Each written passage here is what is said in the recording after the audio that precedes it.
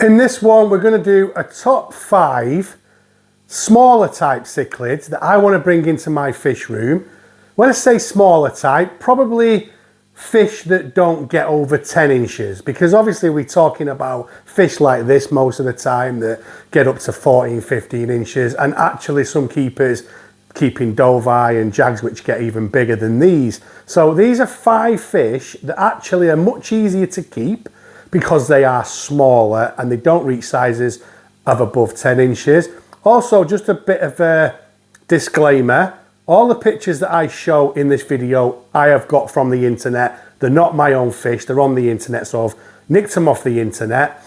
And yeah, these are just 5 fish that I would love to either own for the first time or bring back into the fish room. So let's get right into it.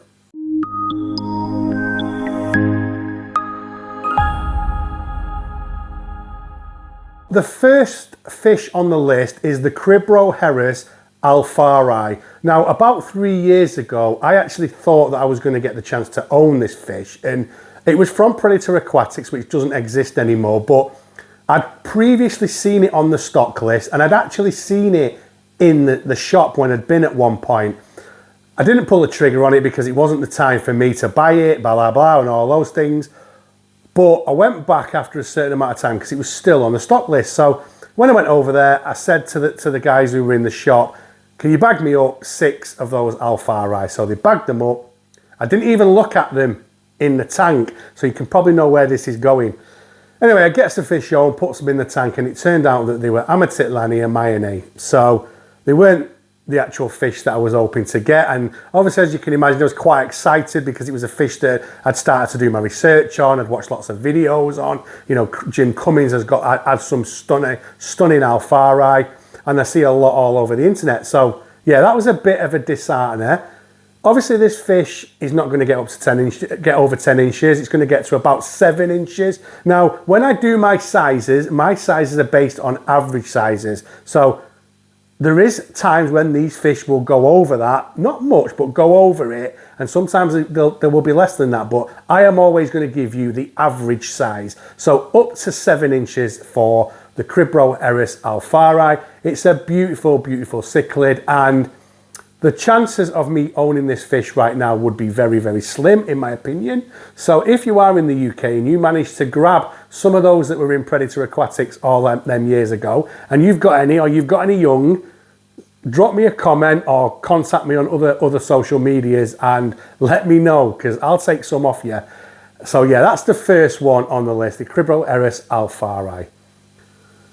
The second on the list is actually an African cichlid, and it's, the only African cichlid I've ever really kept was the Buttercofferi. You know, I had a pair of them a while back, but not really something that I have kept a lot of or have any experience or knowledge in. But this one caught my eye when I saw a video on YouTube, and then you know, when your focus is your reality, I saw some of it on another platform, and I was like, oh, I really like these fish, and it is the Grandineri. So stunning, beautiful fish, and I don't know what it is, but sometimes, like with the Oscura Etrispia, I just see something and I think that is beautiful. Nothing about its personality, nothing whether it's a wet pet or not. I just look at it, and this is one of those fish, like I felt about the Etrispia when I first ever saw that. And I know that Bill at Bill's Cichlid Room has actually got a group of these, so maybe one day I will get the opportunity to own some of his young when he's bred them. His are only small at the moment, so it might be a while, but at least we know they're there in the distance somewhere. And yeah, I think one day maybe I probably would end up bringing them into the fish room. But honestly, check them out, do some research and watch some videos, because they're a beautiful fish. So that's number 2.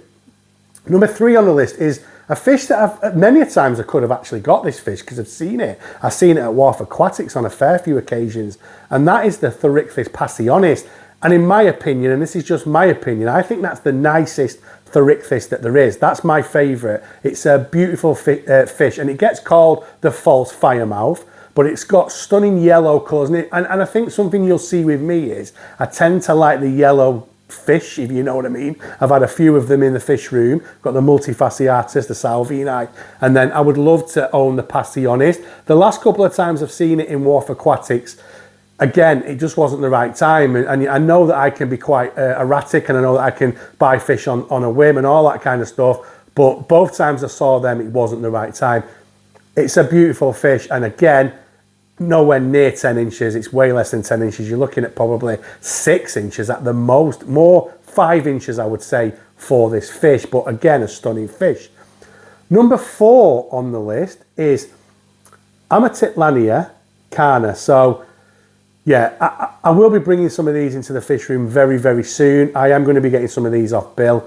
We have got the Northwest Cichlid Group auction coming up, which is the 5th of November, and the November one is quite a busy one, so you will get more lots in that, and you'll get more people coming to that. So it's well worth having a visit to that auction because it's a cracker. You know, you've seen my videos, and I didn't do one at the last auction, but I'm going to do another one this year. We'll do this. I've got an idea about what I want to do with that, so I will film it. But if you're in the area, in the Northwest, get over there, check out Bill's channels because he will be doing some updates on it, and I'll probably do a short when we see the flyer just to show you times and stuff like that. But yeah, it's a cracking auction, and I'm going to be getting some of these fish off Bill at that auction. It's the Amatitlania carna, very much like the convict.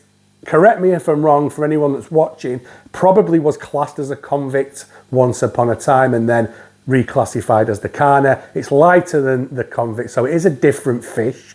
And obviously, as you know, with all these reclassifications going on with all these Central Americans, that there is fish that are now they're saying is different. The biggest example is the Melanaru and the St. Spillin. They're all the Melanaru. So yeah, I think this possibly could have been classed as a carna once upon a time. I think this was probably classed as a convict once upon a time, but it's now the carna, and it's a lovely little fish. And again, this is only about 3 or 4 inches, so another fish that would be easier to keep in your smaller tanks.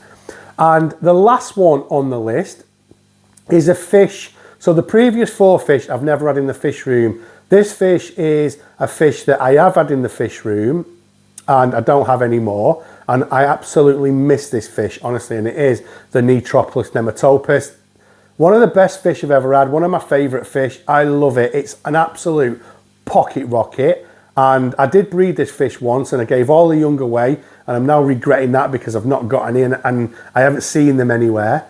I did have a big male, so about 1.5 years ago I went and got a pair off Bill, and the male grew huge. And if you remember, if you've been watching my videos for a while, you'll know that I put it in with the, well, I didn't put it purposely in with the Jags, but it went in with the Jags because it was in a pot, I think, at the time. And anyway, it was in there for ages with them, and I came down one day, and due to my lazy fish keeping, because I should have took it out, I seen it hanging out of the female's mouth. I got it out.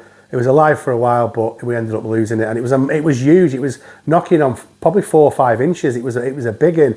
So yeah, I do miss that species. That would be, if I was to do probably a top 10 species of my favourite that I've ever kept, it would be in there, and it would be high up. It's honestly a stunning fish. Doesn't get big at all. When it's in its breeding colours, it is lovely. And again, I would snap anyone's hands off for a group of these fish, but I would only keep these fish on their own because they are absolutely, pound for pound, nuts. Pound for pound, the most aggressive American cichlid that I've ever kept. They are unreal. And if you research this cichlid, you will know the jobs that they do in the wild, including the Dovi.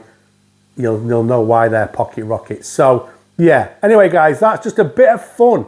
5 fish that we would love to see one day in this fish room. And again, none of these pictures are of my fish. I have taken them for the internet. So yeah. Anyway guys, I just want to say a massive thank you. Before I do the outro though, actually, let me know in the comments your 5 fish that you would love to bring into your fish room. And let's concentrate on the smaller type, because we always, on my channel especially, and you know, a lot of others, we talk about the big ones, the big fish. So let's talk about the small ones and tell me your 5 smaller type cichlids that you want to bring into your fish room. Anyway guys, thank you so much for all your support. Big love. It does mean a lot to everybody that supports me. If you're not subscribed to the channel, consider subscribing. Press the subscribe button. Ping the bell for notifications. And yeah, again, big love to you all those people that support me. Anyway, guys, I'm going to leave it there. I'm signing off, and I'll see you all on the next one.